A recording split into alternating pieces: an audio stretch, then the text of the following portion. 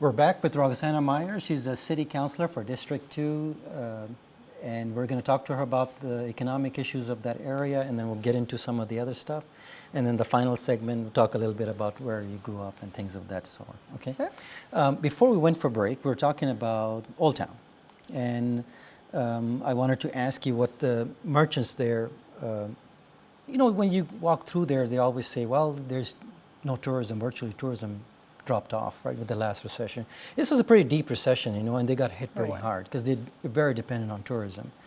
I was wondering what you feel that we could do as far as Old Town is concerned. Then we'll come to downtown a little bit, but let's go back to Old Town.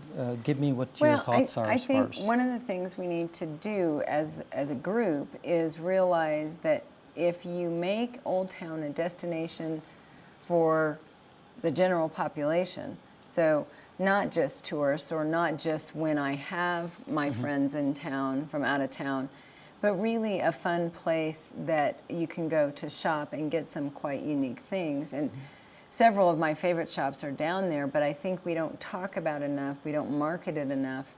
So it's everything from creating a vibe, what I would call a vibe, and I'm going to talk about that in several instances, that say it's a brew pub that we need down there, and or it's a one of my favorite shops in Nob Hill is Beeps, you know. But it's a little bit of an influx of some other shops there that would give us all reasons to go down, eat, and really stay down there.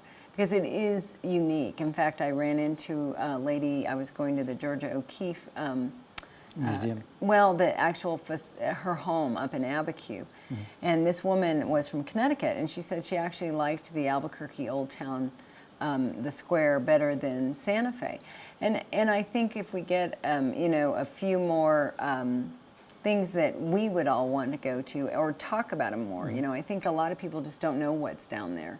You know, and the fact if we can get a Soul Tran, you know, to go through these. I know you mentioned the Soul Tran thing. Yeah. Explain what that, how well, that basically, it would be you know, if you look at some of the old towns in the western cities, they've got a hop-on, hop-off free trolley, let's just call it, where you can go to things and easily explore, park once, but explore. Let's say it went from all of our museum corridor, which is over there by the Albuquerque Museum, the Explora, the Natural History Museum, which are all world-class museums, and then take you through the heart of Old Town, let you understand about the ghost tours and all sorts of things that happen down there that make it unique and fun, and then take you all the way up to the biopark, which then you can catch the train to the zoo, or hopefully if we can develop the El Vado market,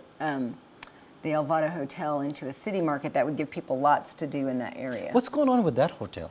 Well, I know it was shut down for a while. Yes, it has been vacant, and nothing's been happening for quite some time. What an idea that I have, and it's not the first time that it's been proposed. There are several. What the city does is when they buy property, they have an appraisal done, and there were several different ideas that were kind of vetted at what it could be. One could be you could develop it back into a motel. The other could be, say, a neon museum. But the one that actually makes more economic sense is a city market, a market where, let's just say we celebrated our food, because our food's unique. It's one of our low-hanging fruit. So one of the things I think we can do as a city is really market our low-hanging fruit. We have great weather. We have great natural assets. We have arts and culture that would rival anywhere. And we have food that's unique in the world, not just in the United States, in the world. And this market, if it focused on that, not a farmer's market. I think we have plenty of good farmer's markets at Robinson Park. But this would be, so you know Pike's Place. So think about that in Seattle. And they're going to throw the fish at you, and they're going to say, hey, you want to ship that fish? Yes. And you're going to, yeah, you know, because you're having so much fun. It's a blast to be in Pike's Place. Well, the same thing, except we're going to throw tamales at you, and you're going to ship them to New York, and sopapillas, so you'd have them the next day. So it'd be about our processed food, that, you know, whether it's a tub or a bowl of pozole or a tub of green chili or green chili stew, that kind of thing. Our chili infused nuts.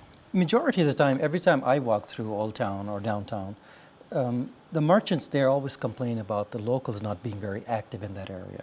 Right. Actively supporting them is what I'm trying to say.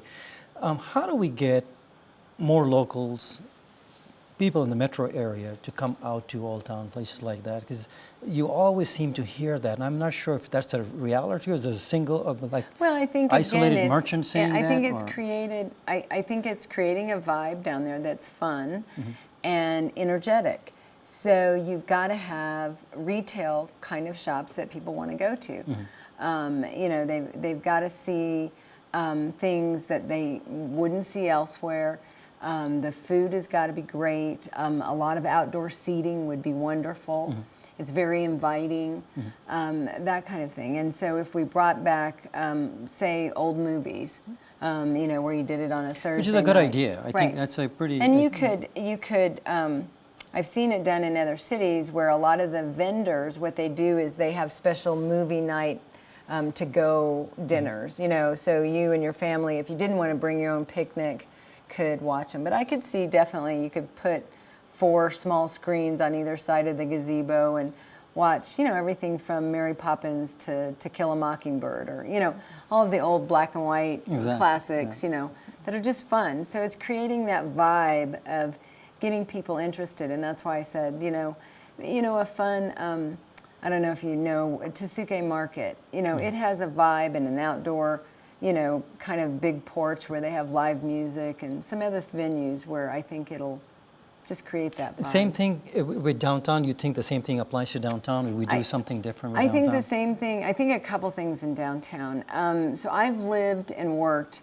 basically downtown all my adult life, and I'm 53, so that's at least 30 some odd years. And we need to be talking to people about moving their businesses downtown. Lots of shops empty down there, and I think it really hurts us when people go through there. But you've got to have, and so you've got to have people that work downtown. So losing P&M was a huge blow. Yep. And even, I have to say, even at the city, you know, you've got to have, it's almost like, well, I'll give you an example of how we can kind of figure it out. I belong to a really fun group called Reurbanate ABQ. And they went to the owners of Lowe's grocery store on 11th and Lomas and said, look, if you clean up the place and make it look different, you know, clean and welcoming, and you carry different stuff, I mean, they actually gave them a list of stuff. They had done a Survey Monkey. Then we'll come. And it's so busy now that the other day I only found 1 parking place. Seriously. I think it will take creative ideas like that. I do too. I think so. it's going to be it's going to take a creative mindset, and I think we've got high energy building up right now. So we're working on parquitos, which I'll tell you in a minute. Yeah, let me take a short break. We'll come back, and I want to talk about that. Okay, we'll take a short break. We'll be right back. Yeah, that was the meeting I just left.